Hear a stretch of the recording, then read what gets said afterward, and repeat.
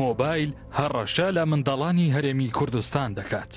نوێترین توێژینەوە لەسەر منداڵانی هەرێمی کوردستان دەری دەخات. زیاتر لە 35 منداڵانی کورد ئاڵوودەی بەکارهێنانی مۆبایل و یاری ئەلکترۆنیەکان بوونە و لە توێژینەوەکە ئەمە وەک گەورەترین مەترسی و نزیک بوونەوە لە کارەساتی مرۆیی باس کراوە. نزار ڕەمەزان سەرۆکی بەشی پەرستاری منداڵان لە زانکۆی هەولێری پزیشکی بە هەماهەنگی لەگەڵ ژمارەیەک لە قوتابیانی بەشەکەی توێژینەوەیان لەسەر 600 منداڵی کورد ئەنجام داوە و بە گوێرەی ئەنجامی توێژینەوەکەش زیاتر لە 135 منداڵانی هەرێمی کوردستان بە چڕی ئاڵوودەی بەکارهێنانی مۆبایل بوونە و ئاماژ چەندین زیانی لاوەکی و نەرێنی لەسەر تەندروستی و ئایندەینەوەی دوا ڕۆژی کورد دەبێت.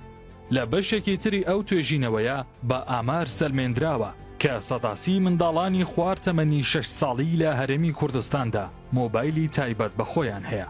121 منداڵانی تر شەوانە ناتوانن بەبێ بەکارهێنانی مۆبایل خەویان لێ بکەوێت و 150 منداڵانی تر کە تەمەنیان لە خوار 6 ساڵە لە ڕۆژێکدا زیاتر لە 3 کاتژمێر مۆبایل بەکاردەهێنن کە ئەمەش ڕاستەوخۆ پێچەوانەی ڕێنماییەکانی ڕێکخراوی تەندروستی جیهانیە. ڕێکخراوی تەندروستی جیهانی چەندین ڕێنمایی تایبەتی بۆ منداڵان سەبارەت بە بەکارهێنانی مۆبایل بۆ منداڵان هەیە و لەوانەش ئەو منداڵانەی کە تەمەنیان لە 2 ساڵ کەمترە ناکرێت بە هیچ شێوەیەک یاری ئەلکترۆنیەکان بکەن و نزیک ببنەوە لە شاشەی زیرەک و مۆدێر. هاوکات ئەو منداڵانەی تەمەنیان لە نێوان 2 تا 6 ساڵە ڕۆژانە دەبێت تەنیا 1 کاتژمێر مۆبایل و شاشەی زیرەک بەکار بهێنن.